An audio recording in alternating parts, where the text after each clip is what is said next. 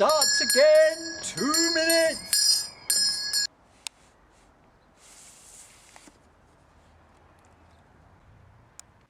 No extras today? No, the same two. I think they're enjoying it. It's a cracking story today. More visitors for Jesus. Who would have guessed who they were and how they got there?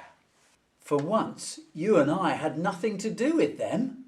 That's true, but I watched them on every step of their way. That journey has to go down in history as one of the most astonishing journeys of all time. And to think they set off following a star. There are so many stars in the sky. How did they know which one to follow?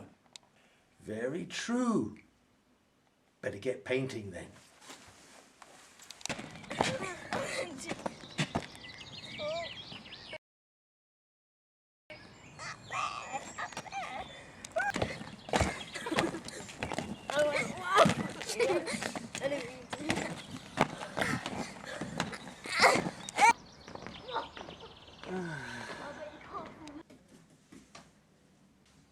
Welcome. Day 4 of Angel School. What did you learn yesterday? How did you get Riz down to Earth? Was it Mac?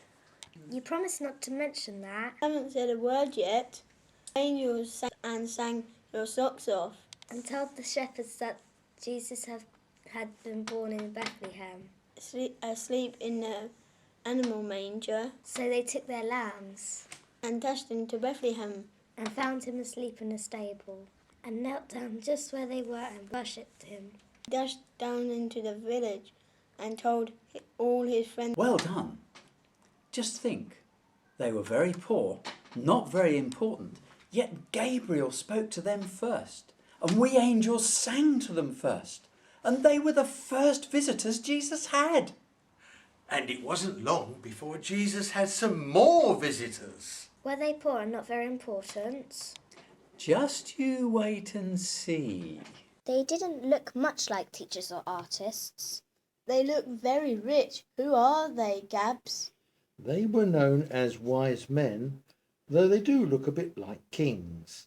These wise men had read in their sacred books that a mighty king would be born one day and that a star would lead them to him. It was the brightest star in the heavens, and they had seen it shining in the east. It seemed to be leading them onwards, never stopping, never fading. They had followed it for months on a long and dangerous journey.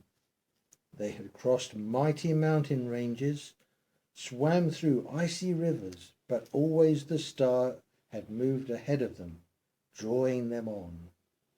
Then came the day when it stopped, and the wise men knew their journey was at an end. They called on the local king, Herod, in Jerusalem, in Israel.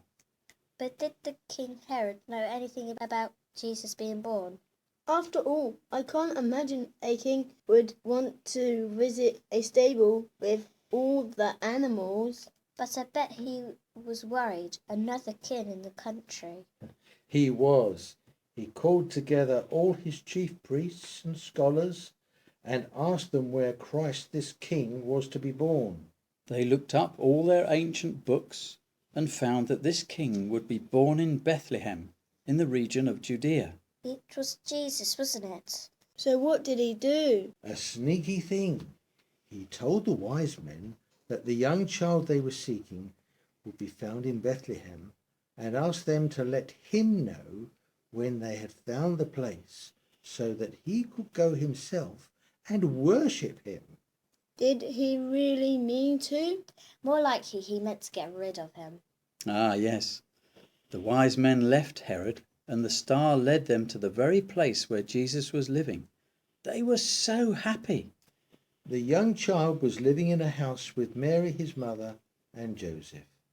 When they saw him, and the wise men were so happy, they fell down on their knees and worshipped him. And they gave him some wonderful gifts that they had brought all the way from their home. I think I know this bit. We did it in a school nativity. Were the gifts gold, frankincense, and? Ma. Excellent. Absolutely right. Now they had a long journey back home, but they stopped overnight for a good rest before starting out for Jerusalem and King Herod the next morning. Oh no! But that night God warned each one of them in a dream that they should not return to Jerusalem or see King Herod, for the young child would be in great danger. So they slipped out of the country by another route and made their way home without returning to see King Herod. Thank goodness for that. Was Herod very angry when he discovered they had slipped out of the country without seeing him? Yes, very angry indeed.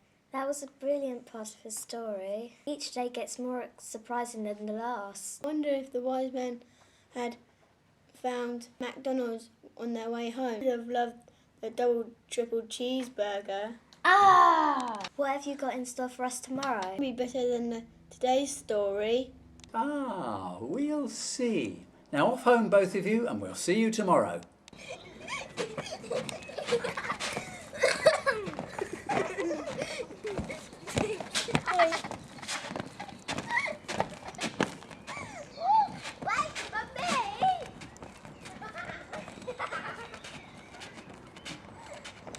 The wise men never forgot that journey, you know. It changed their lives forever. It must have been difficult them going back to their palaces, wondering about the young child, what they had seen. Wondering who he was and what his life would be like. Tomorrow is going to be a very difficult day for the pupils.